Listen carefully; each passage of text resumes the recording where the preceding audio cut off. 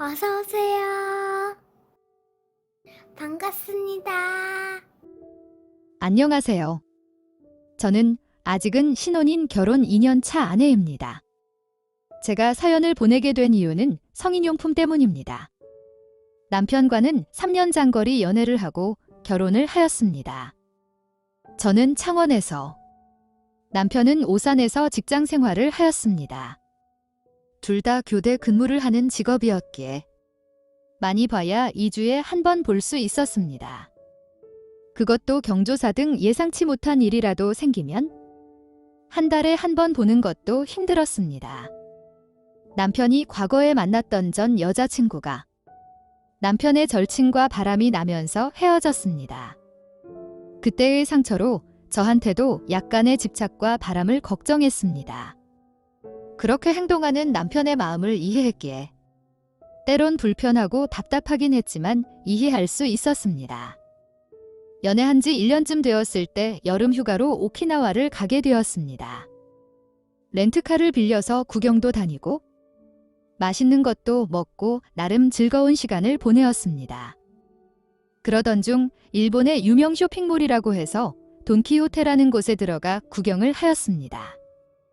정말 여러 품목을 파는 복합 쇼핑몰이었는데 구석에서 성인용품도 파는 것이었고 같이 구경하려 들어가 보았습니다.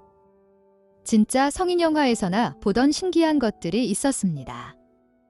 호기심에 이것저것 만져보고 있는데 남편이 자기 거 하나, 제 거 하나를 사자는 것이었습니다.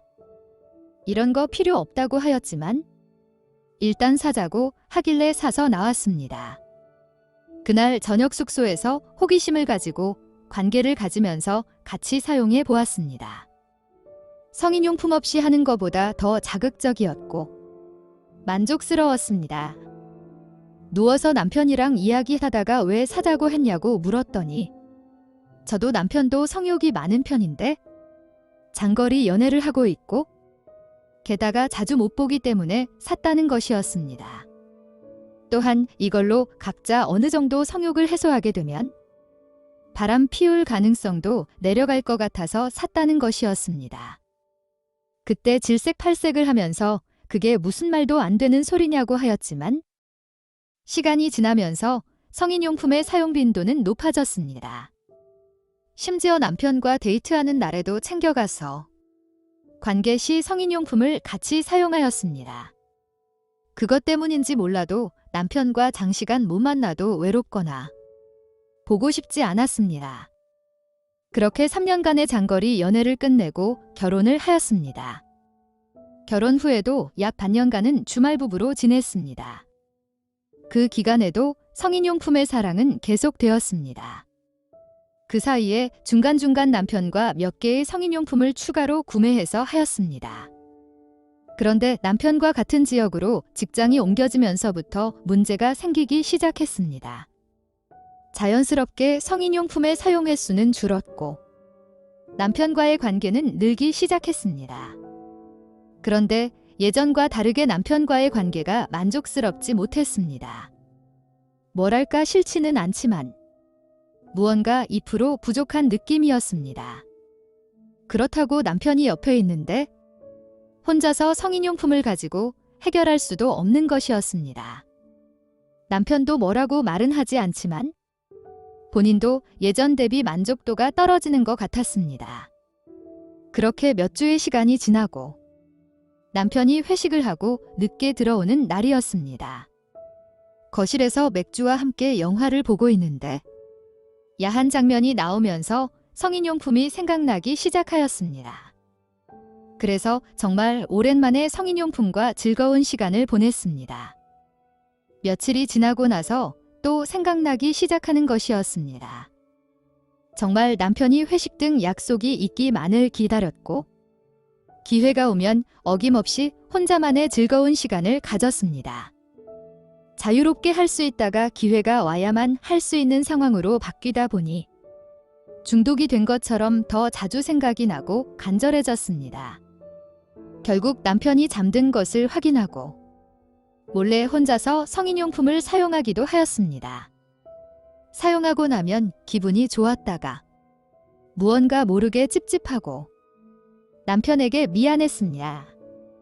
바람을 피우는 건 아니지만 바람 피운 것처럼 죄스럽고 미안하고 수치스러웠습니다. 그래서 결국 남편에게 이야기를 하자고 하였습니다. 남편도 기다렸다는 듯 자기도 할 말이 있다면서 커피를 2잔을 타서 왔습니다.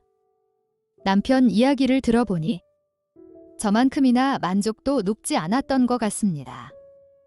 그래서 남편의 의견은 나중에 아기 가질 때만 열심히 하고 그렇지 않을 때는 성인용품으로 각자 해결하자는 것이었습니다. 그러다 의견이 맞으면 관계를 갖자는 것이었습니다. 그러면서 남편은 조심스럽게 각방 쓰는 것도 제안하였습니다. 이제 결혼한 지 2년밖에 안 되었고 서로 사이가 안 좋은 것도 아닌데 각방까지 쓰면서 성인용품을 마음 편히 사용해야 되는 것인지 답답합니다. 사실 같은 방을 쓰면 성인용품을 사용하는 것이 불편하고 게다가 제가 퇴근하면 바로 집에 오고 주말에도 집에만 있는 집순이기에 더욱 불편하다는 것이었습니다.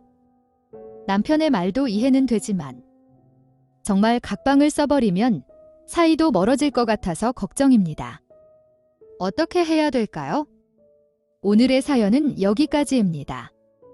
구독과 좋아요, 알림 설정 부탁드립니다. 긴 글을 읽어주셔서 감사합니다. 다음 사연을 시작하겠습니다. 안녕하세요. 황당한 저의 결혼 사연을 보내게 된 직장남입니다. 몇 년 전 퇴근하는 길에 집 앞 골목에서 교통사고가 났습니다. 앞차의 운전 미숙으로 일어난 교통사고였습니다. 제 차는 나름 파손이 심했지만 몸은 괜찮았습니다. 차에서 내려 상대방 차주에게 내려보라고 손짓을 하였지만 차에서 내리지도 않고 가만히 있었습니다. 뽑은 지 얼마 안 된 새 차이자 첫 차이기에 머리가 끝까지 화가 났습니다. 운전석 창문을 두들겼고 창문이 조금 내리며 작은 목소리로 죄송하다고 하는 것이었습니다. 보험사는 불렸고 조금 기다려 달라는 것이었습니다. 아무리 그래도 내려서 사과하고 안부부터 물어야 되는 거 아니냐고 화를 내었습니다. 하지만 다시 창문을 올리고 묵묵부답이었습니다. 시간이 지난 후 보험사 직원이 왔고 원만하게 사고는 처리되었습니다. 시간도 늦었고 배도 고프고 해서 바로 앞이 집이기에 일단 사고 난 차를 운전해서 주차를 하였습니다. 그런데 상대방 차도 따라오는 것이었습니다. 그러고는 같은 빌라 주차장에 세우는 것이었습니다. 그제야 얼굴을 제대로 보았습니다.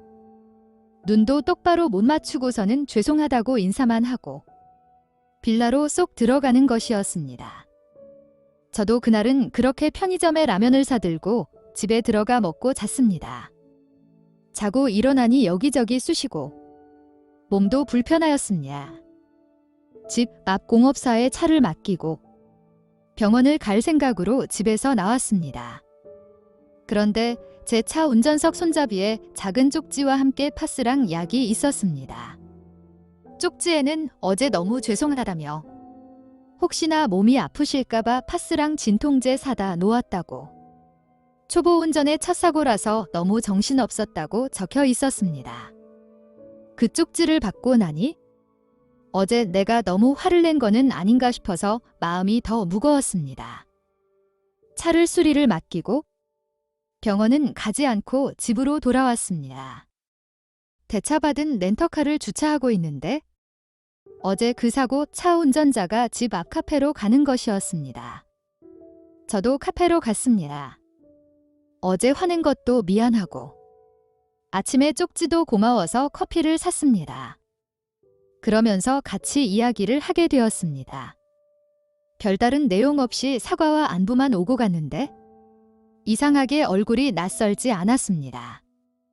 그래서 어디서 보지 않았냐고 물었더니 그 운전자도 저를 어디선가 본 것 같다는 것이었습니다. 그렇게 서로 이야기를 나누면서 알게 되었습니다. 제가 고등학교 2학년 때 저희 반 교생으로 왔던 여자 선생님이셨습니다. 그때 남고였던 저희 학교에서 교생 선생님을 안 좋아했던 애들이 없을 정도로 이쁘고 인기가 좋았던 교생 선생님이셨습니다. 너무나 반가웠고 저의 첫사랑이어서 설렜습니다. 연락처도 주고받았고 정확한 나이도 알게 되었습니다. 저보다 5살 연상이었습니다. 현재 중학교에서 영어 선생님을 하고 계신다고 하였습니다. 게다가 전근 오게 되면서 얼마 전 이 동네로 이사 온 거라 주변에 아는 지인도 없다고 하셨습니다. 그 후로 가끔씩 저녁에 같이 밥도 먹고 커피도 마셨습니다. 그러면서 교생 실습 나오셨을 때 이야기를 주로 하였습니다. 그러면서 점점 가까워지기 시작했습니다. 아마 저는 그날 커피를 마시며 교생 선생님인 줄 알게 된 순간부터 다시 좋아하게 된 것 같습니다. 교생 선생님도 저한테 조금씩 호감을 가지시는 것 같았습니다. 그리고 얼마의 시간이 지난 후에 고백을 하였습니다. 당연히 받아줄 거라고, 저한테 호감을 가지고 있을 거라고 생각했지만 저 혼자만의 착각이었습니다. 거절을 당했고 관계를 서먹서먹해졌습니다.